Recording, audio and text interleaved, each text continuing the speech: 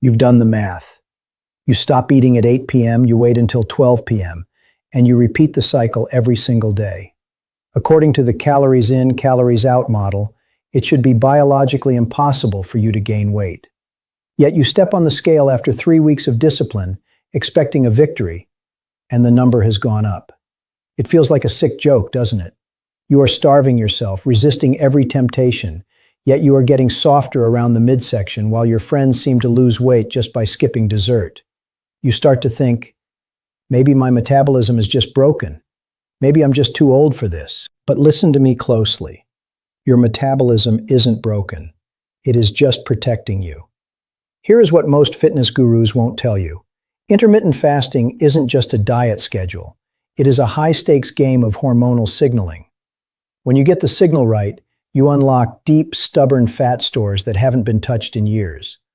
But if you make the 5 specific mistakes I'm about to show you, you are accidentally tripping a biological emergency alarm. Instead of burning fat, you are tricking your body into thinking a famine has hit. And when the body senses a famine, it does 2 things. It dissolves your muscle tissue for quick energy, and it hoards every single gram of fat to keep you alive. You aren't fasting. To your cells, you are dying. Now, you might think the biggest mistake is cheating on your diet or eating too much sugar. But that's actually the least of your worries.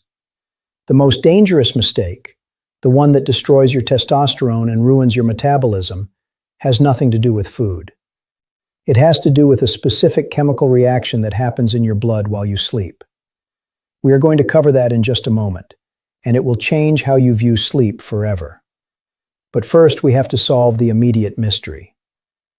Most people obsess over the 16 hours they spend not eating, but new research suggests that the difference between getting shredded and getting skinny fat actually comes down to the first 5 minutes of your eating window. If you mess up the chemical signaling in those first few bites, the previous 16 hours of suffering were essentially wasted. So what is this silent signal you are sending that makes your body panic? To understand that, we have to look at your morning cup of coffee. We'll start with the most common, yet easily fixable error. You know that feeling when you first start fasting? That hangry sensation? You might snap at your spouse for breathing too loudly, or you feel a wave of dizziness when you stand up too fast. That isn't just you being annoyed. That is biological withdrawal.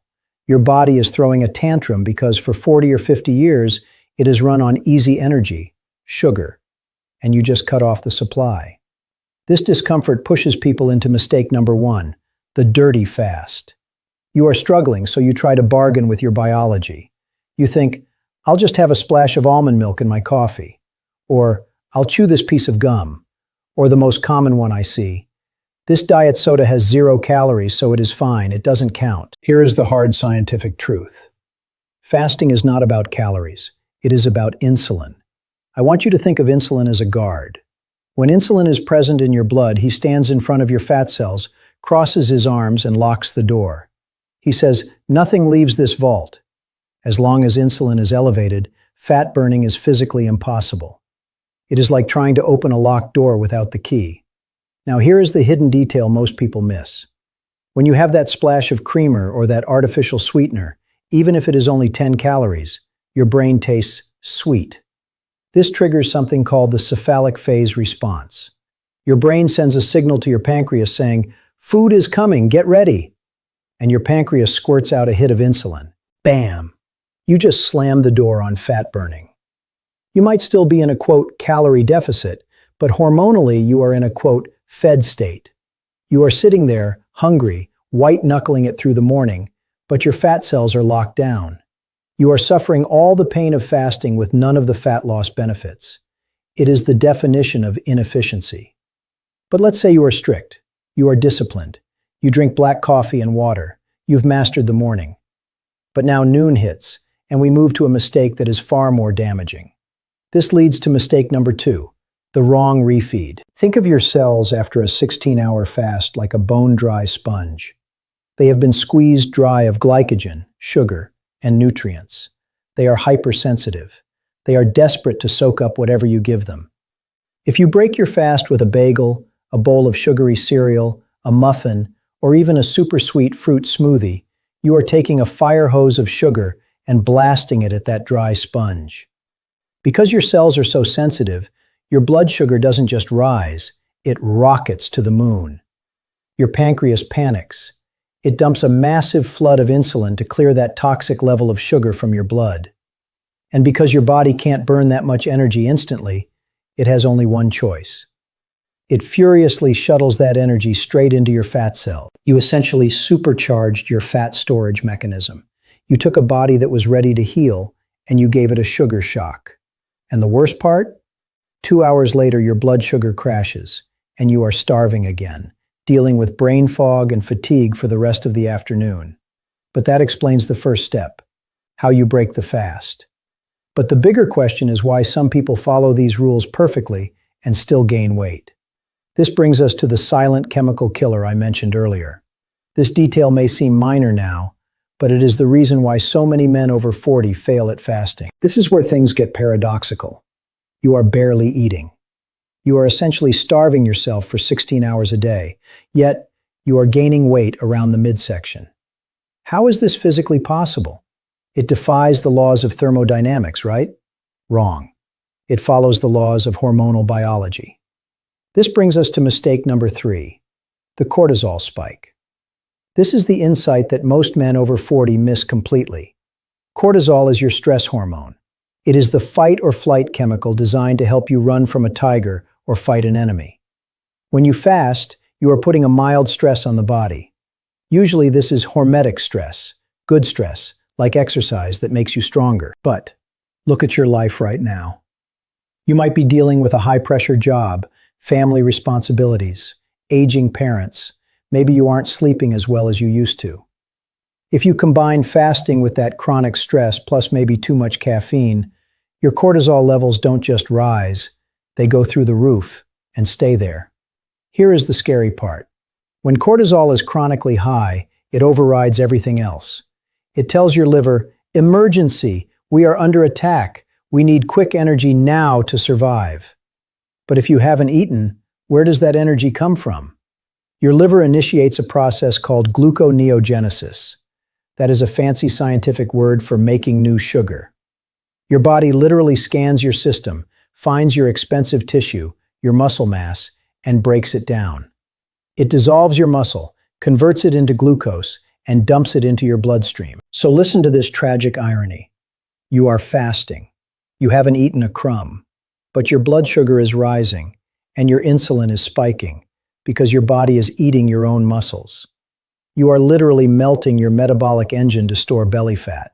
That is why you feel skinny fat. You are losing muscle tone in your arms and legs, but the tire around your waist is getting bigger. Now that you know stress can ruin your fast, you might think the solution is to eat less to compensate. That is actually the next trap, and it's the one that kills your metabolism permanently. This leads directly to mistake number 4. Chronic undereating. Many people think, well, if I am not losing weight, I need to be more disciplined. I need to eat even less during my eating window. I'll just stick to 800 calories. Do not do this. Please. This triggers a survival mechanism called adaptive thermogenesis. Think of your metabolism like the thermostat in your house. If you leave the windows open in the middle of winter, meaning you stop giving your body heat or food, your body doesn't just keep burning energy at the same rate. It is smarter than that. It turns down the thermostat. It lowers your body temperature. It makes you lethargic. It kills your libido. It stops growing hair and nails efficiently. It makes you cold and tired to save every scrap of energy. You stop burning fat just to stay alive. This is starvation mode. It is real, and it is a metabolism killer. Here is what we need to do instead. The goal of intermittent fasting is not to starve. The goal is to switch fuels. The transformation happens when you calm the body down enough to trust that it is safe to access its own fat stores. I want you to be honest with me right now. Drop a comment below. When you fast, do you feel clear-headed and energized, or do you feel anxious, jittery, and wired? That wired feeling isn't energy. It is adrenaline. It is stress. And that is exactly what we need to fix. Now, everything we have discussed so far is about stopping the damage. But the most powerful effect, the one that actually reverses aging, comes next. Once we get your hormones under control, there is one final trap. It is a mistake almost everyone makes because the fitness industry told them it was a good thing. You are worried about losing your gains, aren't you? You have heard the old gym advice that says, if you don't eat protein every 3 hours, your muscles will wither away. Or maybe you are worried that fasting is dangerous for your heart. Let me put your mind at ease and debunk this fear right now. Unless your cortisol is sky high, like we just discussed, fasting does not burn muscle. In fact, it protects it through a miraculous process called autophagy. This is the hidden superpower of fasting, especially as we age. It won the Nobel Prize in 2016 for a reason. I want you to think of autophagy as millions of microscopic janitors inside your cells. When you are eating all day, your body is in growth mode. It is like a busy construction site, messy, chaotic, trash piling up. The janitors can't work because the workers are everywhere. But when you fast, the construction stops. The site goes quiet. And that is when the janitors come out. They sweep up the broken proteins, the damaged organelles, and the metabolic trash that leads to aging and disease. They recycle the junk and turn it into new, healthy cellular parts. This is biological renewal. However, and this is huge, this leads to mistake number 5, ignoring nutrient density. This is often called the "if it fits your macros" trap. It is the idea that as long as you eat your protein and carbs in your window, it doesn't matter if it comes from a steak or a processed protein bar. If you break a fast with processed junk food, industrial seed oils, or fried food, you are throwing trash into a room that was just cleaned. Here is the deeper science. Fasting heals the gut lining. It tightens the junctions in your intestines. But when you reintroduce inflammatory foods to a healing gut, you trigger a massive immune response. Your body attacks the food. This creates systemic inflammation. And here is the secret most people miss. Inflammation causes water retention. That scale weight that went up, it might not be fat.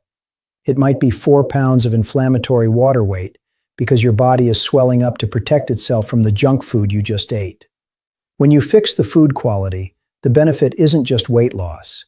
It is something much more valuable for us. It is mental clarity. It is vitality. Have you ever noticed that brain fog lifts when you haven't eaten for a while? That is because the inflammation in your brain, neuroinflammation, dies down. Your body starts producing BDNF, brain-derived neurotrophic factor, which is like Miracle-Gro for your neurons. You feel sharper. You feel happier. You feel like yourself again. You stop counting calories and start signaling safety and repair. You shift from a mindset of deprivation to a mindset of restoration. So, we have fixed the timing, we have lowered the stress, and we have cleaned up the food quality. But what does this actually look like 6 months from now? This is where the real magic happens. I want you to imagine a version of yourself in the near future. It is 6 months from now. You wake up and you aren't immediately starving. You aren't a slave to the refrigerator or the clock. You pour your coffee and you feel a steady, calm hum of energy that lasts all day. You don't have the mid-afternoon crash where you need a nap just to function. You don't get the shakes if lunch is delayed. You have achieved the holy grail of health, metabolic flexibility. Think of your body like a high-tech hybrid car. Right now, most people are driving gas guzzlers with a tiny tank. They have to stop for gas, food, every few hours or the car dies. But you have built a hybrid engine. You can run on gas when you eat, but the second the food is gone, your body seamlessly switches to battery power, your own body fat. You can skip a meal because you are busy and feel sharp, not shaky. You can eat a feast at a wedding and not feel bloated and gross for 3 days because your system is efficient enough to handle it. We need to fundamentally shift your mindset away from the word restriction. Restriction feels like punishment. It feels like a prison. I want you to think of this as alignment. You are aligning your modern eating habits with your ancient biology. You are giving your body the silence it needs to hear its own signals again. Here is the one-liner I want you to write down and stick on your fridge. Fasting isn't about punishing your body for what you ate yesterday. It is about healing your body for what you want to do tomorrow. The weight gain you experienced wasn't a failure of character. It wasn't because you were weak. It was a misunderstanding of your machinery. You were sending the wrong signals. But now you have the code. You have the manual. You have the control. But listen, earlier we asked why some people succeed while others fail, even when they get the timing right. We've covered the cortisol and the refeed mistakes. But there is one final piece of the puzzle. Knowing when to eat and why to eat is only half the battle. If you mess up the specific ingredients of that first meal, you can still spike insulin and ruin the benefits we just talked about. There is a very specific combination of fats and proteins that accelerates fat burning and keeps your energy stable for hours. If this video made you think differently about your health, hit like, leave a comment with your biggest takeaway, and subscribe for more science-backed insights. Click on the video on your screen and I will see you there. Thank you once again.